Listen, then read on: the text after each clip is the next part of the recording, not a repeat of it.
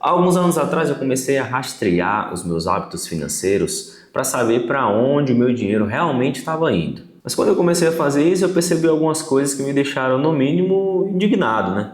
E não porque eu gastava dinheiro com coisas óbvias ou coisas desse tipo, mas porque existiam algumas compras nas minhas faturas que simplesmente eram desperdícios e eu nunca tinha parado para questionar, para prestar atenção naquilo. Coisas que na minha cabeça já era completamente normal. Pensando nisso, eu vim falar para você nesse vídeo 6 gastos que são completamente um desperdício de dinheiro e vão te deixar mais pobre se você não se atentar para eles. Seja muito bem-vindo. Se você não me conhece, eu sou Henrique Valente, sou investidor qualificado e aqui nesse canal a gente fala de investimentos, economia e inteligência financeira. Se você gosta desses temas, fique à vontade para se inscrever. E se você gostar desse vídeo, mas só se você gostar, dê um like no final. Vamos começar com o primeiro: comprar coisas baratas. Você com certeza já ouviu aquela frase, o barato sai caro. E essa frase ela não é popular por acaso, é porque na maioria dos casos ela é verdadeira. Muitas vezes a gente compra a opção mais barata de alguma coisa no intuito de economizar tempo, dinheiro,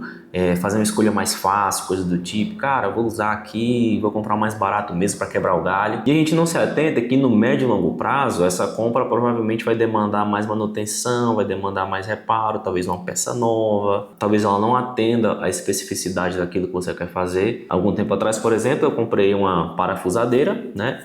Pensando que ela serviria também como uma furadeira, eu precisava furar um concreto. Cara, a parafusadeira estava fervendo na minha mão e não furava aquele bendito daquele concreto.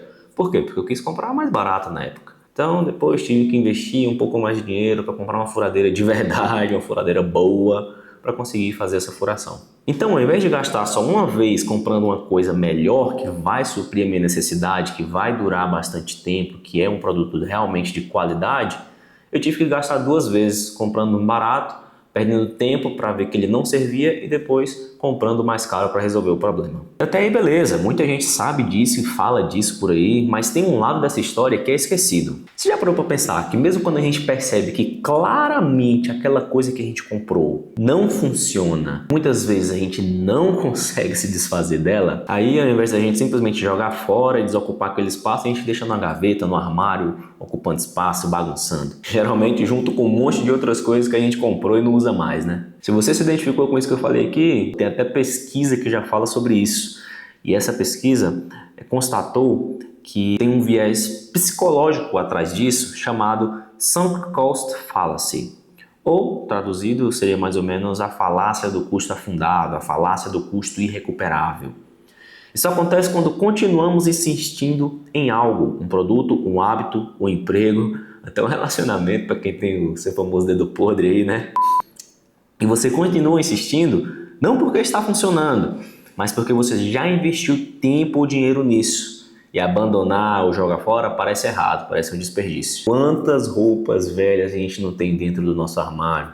Quantas ferramentas velhas a gente que é homem tem em casa que a gente pode simplesmente dar para alguém, doar ou jogar fora mesmo e a gente deixa lá? Quantos pedaços de madeira, cara? Eu lembro do meu avô tinha um quarto lá da bagunça que tinha um monte de pedaço de pau com um monte de forma diferente, simplesmente porque em algum momento ele iria usar aquilo ali. Enquanto isso, estava acumulando 1 milhão de bagunça no quarto dele lá, que era literalmente chamado do quarto da bagunça. E aí eu vou trazer um exemplo simples disso aqui, tá? Se você vai ao cinema, por exemplo, assistir um filme, e você entra na sala do cinema, começa a assistir aquele filme e vê que aquele filme, na verdade, é muito ruim. Provavelmente, você não vai sair.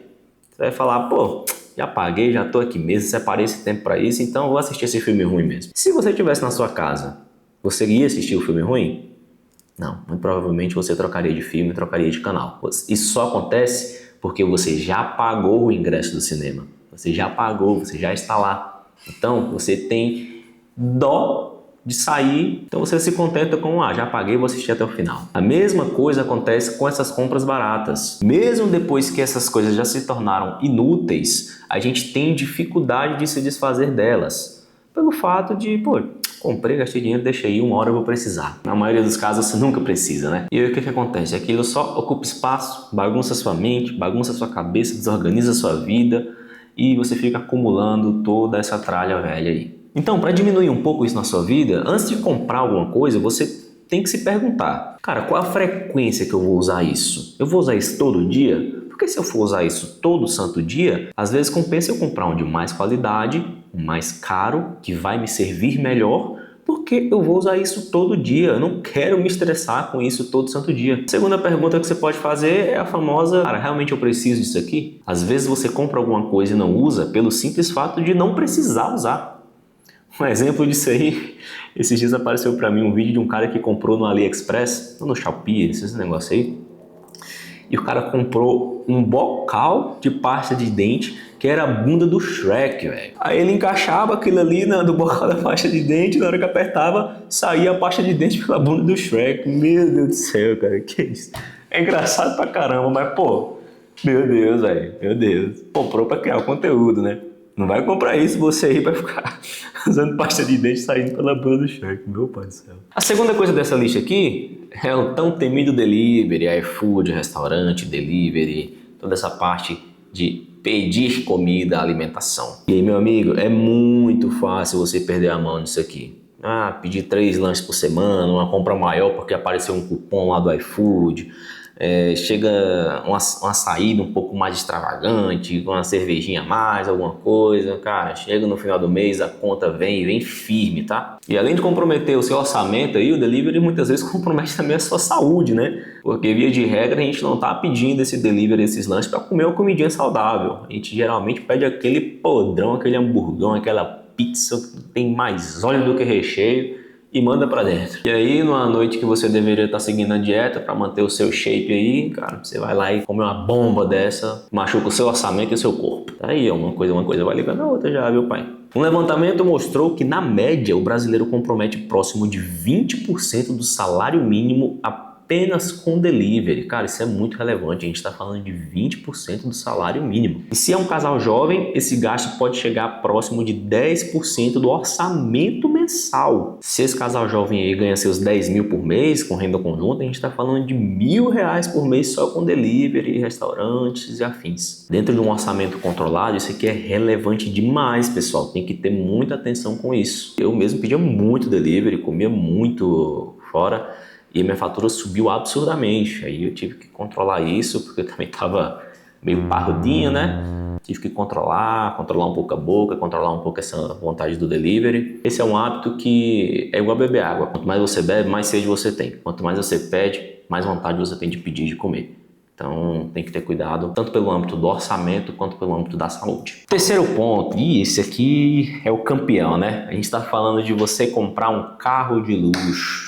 Cara, esse aqui é o famoso, tô comprando alguma coisa que eu não quero, com dinheiro que eu não tenho, para impressionar alguém que eu não gosto. Porque o carro premium de luxo, ele é uma das principais dores de cabeça financeiras do brasileiro. As parcelas do financiamento dos carros de marca premium, principalmente BMW, Mercedes e Audi, que são os mais famosos e disseminados aqui no Brasil, podem representar até 25% do orçamento mensal da família. A manutenção, seguro e desvalorização desses carros são muito mais elevadas do que a dos carros normais. E além disso, essa depreciação do carro traz uma outra armadilha, a de trocar de carro frequentemente, porque esses carros premium, a partir do momento que ele vai ficando velho de ano ou com muita quilometragem, ele deprecia muito mais rápido no mercado. Então, cara, bateu 2, 3 anos de uso, tá batendo 50, 60 mil quilômetros, o pessoal já quer vender para trocar por um carro do ano mais novo. Isso aí você está dentro de uma armadilha financeira gigantesca, porque a cada 2, 3 anos você vai ter que fazer um rombo no seu orçamento para ir mantendo e subindo para um carro novo, um carro novo, um carro novo. Você tem que quebrar esse ciclo. Muito cuidado com isso aí, pessoal. Você está comprando algo que você não precisa, com dinheiro que você provavelmente não tem, para impressionar alguém que você provavelmente não gosta. Quarto ponto é um imóvel maior do que o que você precisa. Esse aqui é um ponto polêmico, porque quando você vai solicitar um financiamento imobiliário, você já tem uma certa ideia de quanto você vai gastar de entrada e de quanto você vai pegar emprestado do banco. Por exemplo, digamos que você quer comprar um imóvel que custe R$300 mil e você tem R$50 mil de entrada. Naturalmente, esse financiamento vai ter que ser R$250 mil. Mas não é raro o seu corretor vir e te mostrar um imóvel melhor, maior, mais caro, que geralmente vai até encantar você. Está em um bairro melhor, tem um quarto a mais, é mais espaçoso, é em condomínio fechado. E aí você faz a conta, vê que a parcela não mudou um absurdo e esse imóvel tem um quarto extra, está num bairro melhor localização. e você decide topar. O problema aparece quando você calcula o custo total do financiamento. Digamos que nesse imóvel novo estamos falando de um imóvel de R$400 mil, 100 mil mais caro do que o imóvel anterior. No primeiro caso, você vai financiar R$250 mil em 30 anos, a uma taxa de 15%, eu coloquei aqui, que é a taxa Selic atual. E você vai pagar, no final de tudo, na soma dessas parcelas, cerca de R$1.069.200. 4 vezes mais que o valor inicial. Isso dá mais de R$800 mil em juros, é muita coisa. Agora, se a gente aumenta esse financiamento para 350 mil, no caso do imóvel de 400, com a mesma taxa nos mesmos 30 anos, o total pago será de R$1.496.926,80, sendo R$1.146.926,80 só de juros. A gente aumentou só de juros aqui, mas quase R$400 mil. Além disso, ainda tem uma coisa que o pessoal muitas vezes não coloca na ponta do lápis. Eu já vi muito isso aqui. O pessoal não coloca no papel custo de condomínio, custo de IPTU, custo de mobília, energia mais cara, um espaço maior, jardinagem, piscineiro. Isso eu estou falando de casas maiores, tá? Não se encaixaria necessariamente no exemplo aqui de 300 e 400 mil. Esses custos não aparecem todos de uma vez, então é muito fácil você esquecer disso e dar um tiro no seu pé. Então pensa bem, pessoal, às vezes ficar em um imóvel menor que atende às suas necessidades pode ser a diferença entre entrar na roda dos ratos para poder pagar esse financiamento da casa maior e tudo mais, e você usar esse imóvel menor como um trampolim realmente para mudar a sua realidade financeira, a realidade financeira da sua família. Pense muito bem nisso. Quero deixar bem claro aqui que eu estou falando de uma casa, de um imóvel maior do que aquele que você necessita. Nesse exemplo que eu estou dando, o imóvel de 300 mil já te atenderia, tá bom? O quinto ponto é um ponto muito interessante, muito comum entre o brasileiro médio aí, o afegão médio, né? Que é trocar de celular frequentemente. E aqui eu trago dados para vocês. A maioria dos brasileiros troca de celular a cada 2 a 3 anos. Estudos indicam que cerca de 60% dos consumidores adotam esse intervalo, enquanto uma parcela menor, de 17%, troca em até 12 meses. Impulsionados pela busca por melhor desempenho, baterias e novas tecnologias. Gente, falando uma coisa para você. Esse celular meu aqui, ó, é um iPhone 12 Pro Max. Eu tenho ele, já deve fazer uns 5 anos, né? E me serve muito bem, nunca me deixa na mão, não trava, não tá obsoleto, até hoje tem atualização. E cara, é um celular que eu comprei há 5 anos atrás e não está obsoleto. Se você fica com essa mania de trocar de celular todo ano, a cada 2 anos, e tá sempre procurando um celular novo, nossa, a Apple lançou o iPhone 256, cara, eu vou comprar, e aí mês que vem ela lança o 257 e você já quer trocar. Irmão, isso aí é um buraco sem fundo, entendeu? Isso traz custos muito relevantes no seu orçamento que pode ser direcionado para outras coisas mais produtivas. Não tem necessidade de você ficar trocando de celular todo ano para você dizer que tá com o melhor celular e impressionar alguém tirando seu celular e colocando ele na mesa quando você chega em uma reunião. Todo mundo sabe aqui que você é melhor que isso, tá? Volta no caso do carro lá. Comprar o que você não precisa com o dinheiro que você provavelmente não tem para impressionar alguém que você provavelmente não gosta. É uma burrice financeira sem precedente, né? Se o seu celular funciona perfeitamente, não está atrasado, obsoleto ou todo estrupiado, como temos aí, que deixa o celular cair da escada, cara, convém esperar mais 1 ano ou 2 aí para você trocar, vai fazendo essa troca de um prazo um pouco maior de tempo e direcionando esse recurso para a sua liberdade financeira. E aí chegamos no 6º e último ponto, e esse ponto aqui, cara, é o calcanhar aqui, o tendão de Aquiles do brasileiro. O brasileiro não, de todo mundo, né? Que são as assinaturas, streaming, inteligências artificiais e afins. Os brasileiros gastam em média R$ 1.416 por ano em assinaturas digitais. E 32% desse público paga, mas não usa. O problema aqui não é você pagar pelo seu entretenimento. É a salada de frutas gigantesca que você tem aí na sua mão sem usar nem metade deles. E aí eu vou colocar o meu próprio exemplo aqui, cara. Eu assinei o Netflix porque minha esposa gosta do catálogo, gosta de ver Casamento às Cegas e mais um monte de coisa. Assinei também a Disney Plus porque minhas filhas assistem aos filmes de princesa lá da Disney. Aí eu assinei o Premiere para ver e passar raiva lá assistindo o meu Corinthians. Assinei a HBO Max para assistir a Champions League porque eu gosto do futebol da Champions League. Assinei lá o Paramount Plus para assistir Yellowstone. Assinei o ChatGPT para poder trabalhar melhor. E quando eu fui ver, eu tava pagando quase R$ 700 por mês só de assinatura. Eu decidi dar um baixa nisso, eu fiz uma coisa que eu recomendo fortemente que você faça também de tempos em tempos. Hoje está muito prático, com qualquer aplicativo você consegue fazer isso aí. Você vai lá no aplicativo do seu banco e simplesmente bloqueia o seu cartão. Ah, foi furtado, foi roubado, foi perdido, seja lá o que for. Bloqueia. Todas as assinaturas que estão lá nesse cartão vão ser encerradas e você se vê livre dessa alta manutenção mensal aí. Ah, Henrique, mas depois eu vou ter que fazer tudo de novo, assinar de novo, colocar um novo cartão. É justamente essa a intenção. Porque aí você só vai dar o aceite realmente naquilo que você quer de fato assistir, que você usa ali diariamente, semanalmente, seja lá o que for. Porque de todas essas assinaturas que eu falei aqui, cara, eu não assistia 10%. Muitas vezes você não está pagando por esse serviço porque você usa de fato. Você está pagando pelo simples fato de você ter a opção. A simples ideia de ter a opção já traz para o seu psicológico uma boa sensação de, nossa, beleza, se eu precisar assistir aqui Modern Family, pô, eu vou assistir na Disney Plus. Eu disse no começo do vídeo que eu ia falar 6 situações e burrices aqui para vocês, mas eu vou falar 7, tá? Tem uma extra aqui que eu acho muito importante falar para vocês, que são a parte de juros e multas de cartão e cheque especial. Eu falei no outro vídeo que está aparecendo aqui no card que mais da metade da população adulta do país está inadimplente. Estou falando de mais de 81 milhões de pessoas. Eu não estou falando com dívida, tá? Estou falando inadimplente. É que além de ter dívida, não está pagando. E uma porcentagem relevante disso é referente a cartão de crédito. Ah, é aquela fatura que veio mais alta do que esperado, vou pagar o mínimo, pago um jurinho, mês que vem eu integro e faço.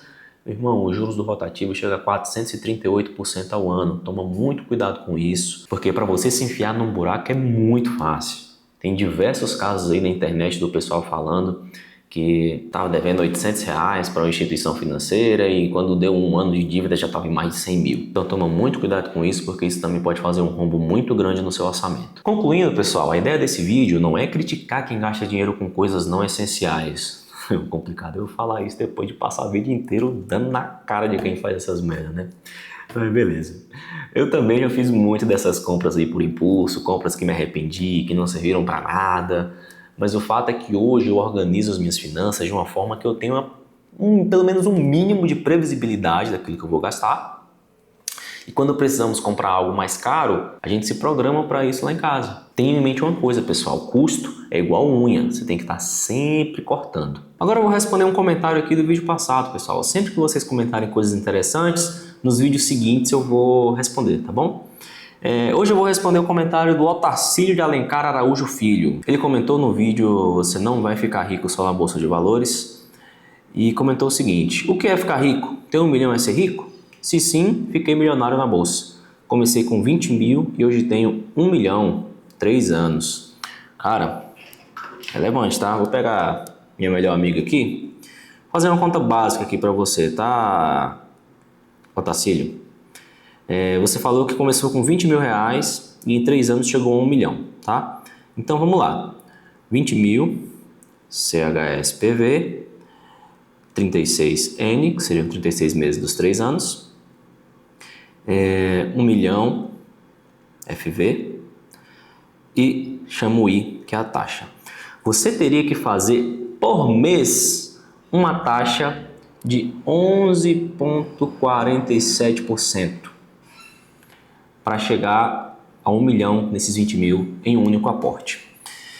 Se você fez isso aqui consistentemente nos últimos 3 anos, cara, você tem que ser estudado. Eu quero falar com você, entender o que você fez, porque isso é realmente estrondoso. Mas eu imagino que não tenha acontecido isso. Eu imagino que nessa jornada você fez aportes contínuos e, obviamente, investiu da maneira correta para chegar nesse 1 milhão de reais aí. O meu ponto principal nesse vídeo é: quem quer viver só de bolsa de valores, começando do zero, provavelmente não vai conseguir ganhar dinheiro com isso. porque você precisa de uma renda para continuar investindo. Você fala que começou com 20 mil, mas provavelmente você aportou mais. De onde veio esse dinheiro?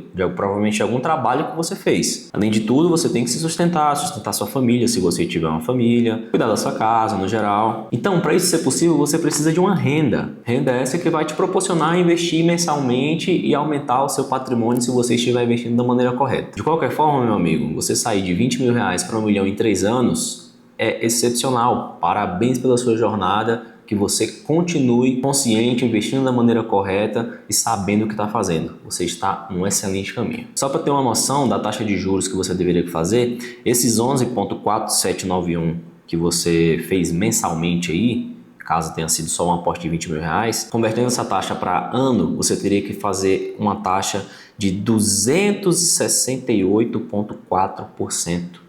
Consistentemente nos últimos 3 anos para chegar a esse valor. É uma porrada, viu? É uma porrada. Bom, se esse vídeo te ajudou, te trouxe clareza, alguma novidade, não se esqueça de se inscrever no canal, de deixar o seu like no vídeo, de comentar como que tá o seu orçamento, se você teve dificuldade, tem dificuldade para organizar, para fazer. Se você conseguiu organizar o seu orçamento, comenta aqui qual o hábito que você implementou para conseguir mudar isso. Com certeza eu vou ler e vai ser de muita valia para quem está assistindo esse vídeo e lendo também. Muito obrigado pela sua audiência e paciência. Fiquem com Deus e tchau, tchau.